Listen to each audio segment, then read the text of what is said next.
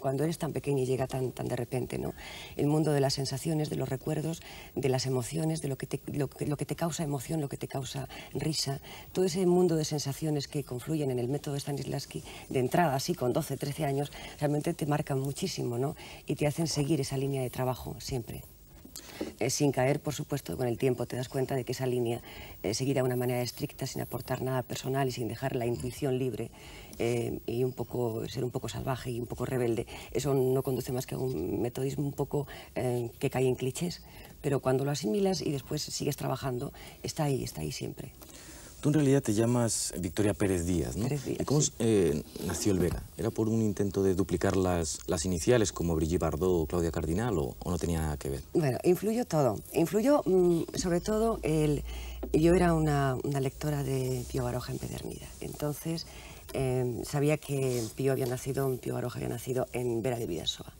Por otro lado, había también un socialista al que yo admiraba los escritos, que era Jaime Vera. Y por otro lado, había también la VV. Entonces, todo influyó un poco al poner la V. ¿Y el Vera cómo surgió? Surgió de eso, de Vera de Bidasoa, surgió de Jaime Vera, surgió un poco, y de que también hacía Vera, y que, bueno, quedaba bien, Victoria Vera, ¿no? Corroboraba un poco la victoria, estaba bien. Sí, perdón. Después de tu estancia en el TEM, pasaste a ser una de las cofundadoras del TEI, ¿no? Cuando lo dirigía José Carlos Plaza, que ahora ha sido reciente Premio Nacional de Teatro. Tú allí interpretaste varias obras, Terror y Miseria en el Tercer Reich, de Brecht, Proceso a la sombra de un burro, de Dürrenmatt, Haz lo que te dé la gana, de Shakespeare, y el Oh papá, pobre papá, mamá te ha metido en el armario, mi vida tanta pena, ¿no? De Coppola.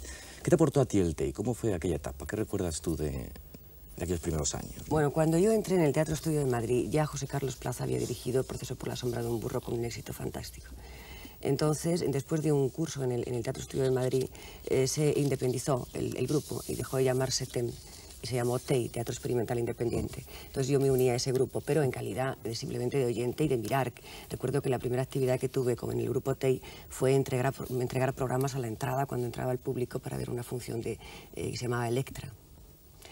Poco a poco pues maquillaba a las actrices, peinaba a las actrices, en fin, estaba absolutamente dentro del grupo, pero no hacía nada. Hasta que empecé a trabajar en El Terror y Miseria del Tercer Reich. Después de ese montaje de Brecht en el San Juan Evangelista, que fue un éxito fantástico, José Carlos me ofreció hacer de nuevo Proceso por la sombra de un burro. Repuso Proceso por la sombra de un burro, entonces yo interpreté uno de los personajes principales. Y después de eso, pues me separé del grupo y porque hubo una serie de problemas, pequeños problemas, me separé del grupo y pasé a formar parte, pero de una manera muy corta, un espacio de tiempo muy corto, un montaje nada más, El juego de los dominantes, con el grupo de Teatro Tábano. Efectivamente. Estuviste con Tábano y yo no sé si con algún grupo más de teatro independiente, que entonces además estaban muy en auge todos estos grupos, Sí, ¿no? Luego sí, han ido decayendo un poco. ¿Tú cuáles crees que eran las ventajas que tenían los grupos de teatro independiente frente a las compañías comerciales de teatro? Bueno, ventajas no había demasiadas. La única ventaja que había a nivel personal era que podías investigar y podías afrontar textos que de otra manera no podías afrontarlos y profundizar un poco, ¿no? en las técnicas teatrales. Esa era la ventaja. Desventajas muchas porque no teníamos ningún tipo de protección y porque no había ningún tipo de libertad para poder hacer casi nada. Entonces siempre nos la jugábamos un poco, siempre que hacíamos algo, ¿no? Pero había o existía algo que a mí me gustaba mucho, que era bueno, ese espíritu de equipo en el cual cada vez que salías a escena la persona que tenías delante estaba actuando o estaba sintiendo al mismo nivel y al mismo tiempo que tú. Y entonces eso en un escenario es muy hermoso, ¿no? Cuando hay esa comunicación entre los actores, porque todos teníamos el mismo tipo de trabajo, porque todos ensayábamos exactamente igual y poníamos el mismo empeño y el mismo entusiasmo, ¿no? Y eso era lo positivo que tenía. Tú en aquella época, en los años 60, debiste participar un poco en toda esta mística comunitaria que había entonces, ¿no? El grupo como alternativa a la pareja y como solución un poco de trabajo y de vida, ¿no? No, porque yo era muy pequeñaja, entonces a mí lo único que me interesaba era actuar, hacer muchos papeles, y luego tenía grandes amigos entre los... Ya eres una individualista feroz, ¿o qué? Era una individualista feroz, pero... Solo querías salir adelante. No, eso vino mucho después, eso vino de una decepción profunda con el grupo. Es cuando yo decidí realmente independizarme, cuando sentí que no podía seguir en esa comunidad porque de alguna manera mermaba mis posibilidades, de una manera que me preocupaba. Victoria, aunque tú empezaste, como estábamos hablando ahora, en uno de los grupos más significativos entonces, que estuviera bastante restringido al ámbito universitario, y luego hiciste algunas obras, como el diario Ana Frank, Canta Gallo Acorralado, con Sí. Marsillac y Niebla, de Unamuno. Tu salto a la popularidad no llegó hasta que protagonizaste uno de los primeros desnudos de la escena española con una obra de gala, ¿no? ¿Por qué corres, Ulises? ¿Tú por qué hiciste aquello? Es un poquito largo. Después de las experiencias con los grupos independientes, yo entré en la escuela de cine. Estuve nada más que un curso en la escuela de cine que me lo pasé prácticamente todo el año. Estábamos en asambleas porque estábamos en desacuerdo con el director de la escuela de cine. Y después volví otra vez al grupo TEI, que había formado un pequeño teatro en Magallanes 1. Y ahí hay una etapa de un año. Ahora es una sala X, ¿no? Ahora es una sala X, exacto. Era un teatro muy bonito, donde teníamos por la mañana laboratorio escénico, llegó hasta el Roy Hatt a darnos clases. Había una inquietud muy grande en cuanto a investigar exactamente qué se podía hacer con todo, con el cuerpo, con la voz, con los sentimientos, con todo. Hacíamos 3 funciones diarias al día, a las 7, a las 11 y a la 1 de la mañana, y aquello era maravilloso. Hasta que llegó, bueno, que aquello había que mantenerlo porque realmente no había dinero para que siguiera abierto. Entonces fue cuando se montó el "Oh papá, pobre papá, mamá te metió en el armario", y me da tanta pena. Y ahí llega mi rompimiento con el grupo, cuando después de trabajar mucho, intensamente con el grupo y colaborar intensamente con él, noto que quieren traer a alguien con nombre. Y entonces para mí entra por primera vez el nombre comercial dentro del grupo para apoyar ese montaje. Entonces yo me opongo ferozmente, consigo estrenar el papel, pero ya no es lo mismo, las relaciones ya no son las mismas. Entonces es cuando cuando me ofrecen Ana Frank, decido dar el paso profesional con Ana Frank. Luego llega Niebla de Unamuno, llega el Gallo Acorralado y llega el Ulises.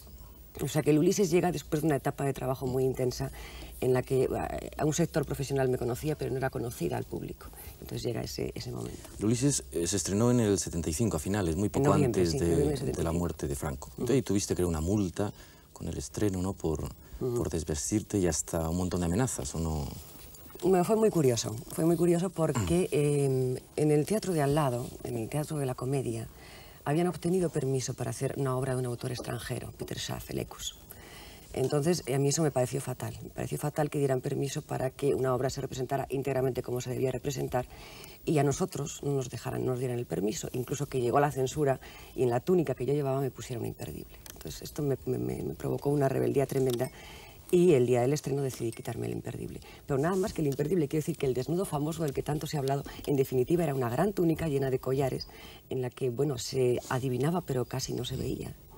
Pero ya creo escuela, porque todos los días te quitabas el imperdible, no solamente el día del estreno. A partir de ese momento me lo quité, claro, luego llegaron las multas y a ti las bombas. Esa concesión a la comercialidad, al escándalo fácil, ¿no te parecía que estaba un poco en contradicción con todo lo que habías aprendido en el TEI? No, porque no es así. ¿Te parece una forma honesta de Absolutamente, me parece que aquello fue un acto de rebeldía hermoso y que de alguna manera limpiaba un poco lo carca que estaba en ese momento la escena española, que estaba absolutamente constreñida, ¿no? Y que no pasaba nada, ni un soplo de aire. Siendo uno de los primeros desnudos, efectivamente, porque el otro era el de María José Goyanis, en Ecus, de la escena española, tú dijiste que habías contribuido a crear muchos puestos de trabajo con aquello, porque después empezaron en tropel los desnudos. ¿A ti no te parece una frase un poco cínica aquella? Sí, no sé si cínica, no sé si llamarla cínica. Yo creo que fue motivo, porque es el resultado de un poco de ira, ¿no? Porque yo también me vi envuelta en todo aquello, es decir, para mí fue un acto hermoso de rebeldía que de alguna manera inundaba de algo distinto la escena y que además era bonito y era elegante, bueno, elegante es una palabra que siempre se puede discutir sobre ella, pero era algo hermoso para mí. Entonces, después aquello se convirtió en una especie de negocio. Abrió puertas para hacer nuevas cosas dentro del mundo del espectáculo. Entonces quizá yo me refería a eso concretamente, en que ha habido, después de esa puerta que se abrió, se fueron abriendo más puertas, ¿no? Que contribuyó a que se hicieran otro tipo de cosas, ¿no? Todas las actrices españolas justificáis los desnudos por exigencia del guión, pero bueno, basta ver un poco el cine español de los últimos años para ver que prácticamente no hay ningún guión que no lo exija, y además casi siempre en las situaciones más gratuitas, ¿no? ¿Tú no crees que son exigencias comerciales más que artísticas? Bueno, hay bastante confusión, ¿no? Y muchas veces los desnudos... yo no entro ni salgo porque yo prácticamente no hago cine en España, quizá hago cine en Estados Unidos o hago cine fuera de España, italiano y todo este tipo de cosas, en donde los desnudos no existen. Paradójicamente no existen. Por lo menos en el cine que yo hago, en el cine de acción y cine de terror y todo este tipo de cosas, no existe. Entonces, eso es una excusa muchas veces para querer vender una película, para que esa película piensan que con esos ingredientes el público va a ir más. Generalmente no están nada justificados, generalmente es capricho de algún director que de repente no se le ocurre nada y dice, pues aquí puede estar desnuda. Entonces la ponen desnuda. Pero, vamos, no... ¿Y qué excusa fue la que se esgrimió para que tú hicieras otro desnudo en televisión, esta vez en Judith, ¿no? Hace 2 años? Bueno, en Judith, es curioso, pero todos los desnudos que yo he hecho, que no se pueden decir así, desnudos, son absolutamente justificados. Es decir, en la función de Antonio Gala del Ulises, era absolutamente válido que Nausicaa estuviera en su isla, ¿verdad?, en el Mediterráneo, pues bañándose todo el día en el mar. Era lógico que la Altea de la Defesio de Rafael Alberti, según el poema, cuando decían desnudarla y ponerla el sayo, era lógico que a mí me pusieran un sayo y me desnudaran. Y en la Judith era lógico que cuando Judith se entrega a Holofernes, era lógico completamente, ella tuviera el pudor del desnudo, pero ahí estaba lleno de pudor, porque siempre tiene que haber un ingrediente de pudor en todo eso. Cuando yo no admito el desnudo es cuando no hay ningún tipo de pudor, porque entonces ya es otra cosa.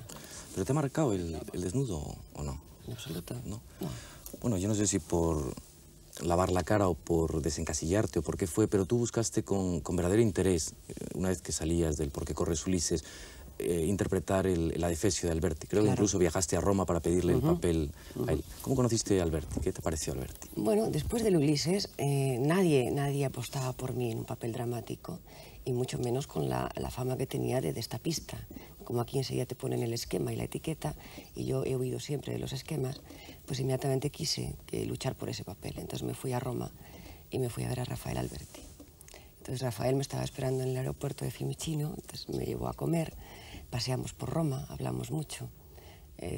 Tengo un recuerdo fascinante de aquel día en Roma con Rafael.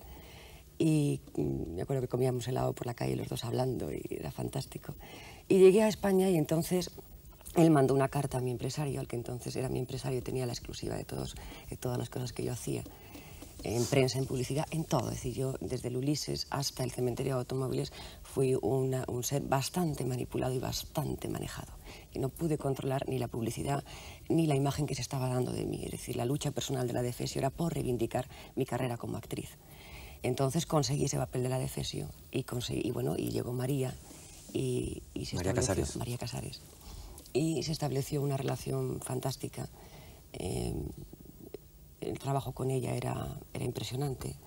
La experiencia de su técnica, de su entrega, de su desconcierto ante cómo se hacían las cosas aquí, era muy curioso, muy interesante. Bueno, creo que tu relación aquel día, por lo menos en Roma, con Alberti no fue del todo idílica, que a él le ponía enfermo que tú bebieras Coca-Cola, sí, ¿no? Exacto. Me escribí un poema a la Coca-Cola, ese pis americano, me decía, muy furioso.